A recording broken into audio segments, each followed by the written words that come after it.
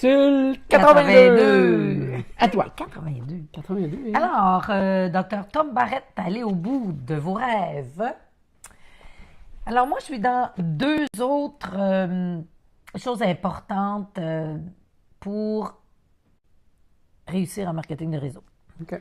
Alors, on en a vu deux hier. Et là, c'est d'être inspiré par les autres. Parce que on est ceux avec qui on s'assemble. Donc, on devient, on déteint, puis on est attiré par des gens qui sont inspirants, qui sont positifs, qui sont heureux, qui radient. Parce qu'on dirait qu'ils ont une maladie contagieuse. Tu sais, le positivisme, Ouais, puis cool, ils nous c'est bon. attirent. Alors, je suis sûre que quand on s'associe à des gens comme ça, ben, on risque d'attraper quelque chose. De positif. Ben oui, c'est sûr. Et puis souvent aussi, le fait d'être avec des gens comme ça nous aide à passer les moments où des fois on se remet en question pour est-ce qu'on est bien dans la tête de travailler comme ça, comme des malades? Et puis après, ou quelqu'un d'autre les autres disent, mais est-ce qu'ils sont bien dans leur tête, eux autres, d'être patients comme ça et de travailler dur? Bref, de passer les moments qui sont plus C'est difficiles. difficile. La deuxième chose, c'est d'avoir un plan efficace. Alors, toujours un plan. Toujours un plan. Et la question n'est pas lequel plan on a, mais plutôt si on a un plan. Ouais.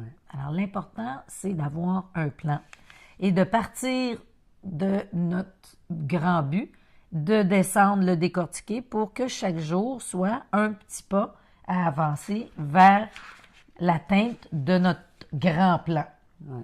Grand Fait que objectif. les gens, on remarque souvent des gens, quand on accomplit quelque chose, puis nous, on sait qu'on a fait ça étape par étape, puis qu'on avait une planification.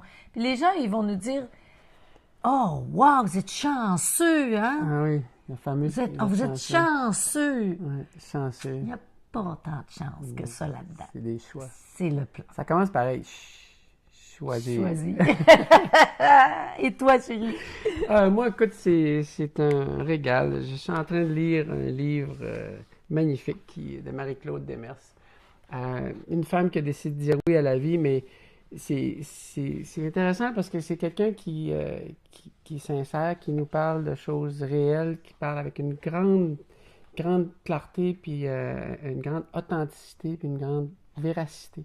Elle dit vraiment les choses, sans s'apitoyer sur elle, mais elle pousse surtout à la réflexion. Si je pars de ce qu'elle dit, ben, de quelqu'un qui est tombé probablement en dessous des 80 livres, qui a dû avoir... Elle est grande. Oui, puis elle est grande. Qui a dû avoir une ablation complète du gros intestin, qui se ramasse dans le corps médical après de la survie pendant des semaines pour réussir à vivre. C'est parce qu'elle avait 24 ans à l'époque. Son corps a été capable de passer à travers, mais c'était surhumain. Ça change les valeurs, c'est ce qu'elle dit. Et c'est beaucoup à ça que fait référence son livre. C'est pas son histoire médicale, c'est les questions qu'il faut se poser, puis les valeurs qui viennent derrière les grands épisodes. Cette femme-là a vécu des choses incroyables parce qu'elle est allée très très loin, plus loin que bien des gens, ou comme les gens qui sont allés très loin près de la mort. Ça replace les valeurs solides. Et ça replace le désir de travailler dans la vie à aider les autres pour s'aider à quelque part soi-même. Parce qu'en donnant, tu reçois. Comprendre la santé. Elle a l'accès sur ça. Comprendre le corps. Elle dit, puis j'ai un exemple fascinant, après 4-5 semaines d'allaitement suite à son opération, que des nutritionnistes dans le système médical lui suggèrent de manger de la lasagne, alors que ça fait des semaines... Des pâtes blanches. Ouais, avec de la sauce et puis de la bonne viande, tu sais, une vraie lasagne, là. Puis ça fait des semaines que tu prends rien de la morphine, des antibiotiques, puis de la bouffe liquide. Je veux dire, mais c'est d'une absurdité totale et d'une incompréhension du fonctionnement du corps humain. Puis ça, c'est dans notre système. On est en 97, là. Alors, on peut faire mieux que ça. Ouais. Et c'est les questions qu'elle pose et elle nous pousse à choisir, à faire mieux. On ne peut pas attendre après les autres de toute évidence. Il faut nous faire le choix de chercher la vraie information pour bien se nourrir et prendre soin de notre corps. Pas aller selon les conventions et les modèles de la société. C'est vraiment une lecture magnifique. Je terminerai par cette citation-là qui est importante. Regretter les expériences qu'on a connues, c'est arrêter son propre développement. Les nier, c'est mettre un mensonge sur les lèvres de sa propre vie. ce n'est rien de moins que le reniement de l'âme.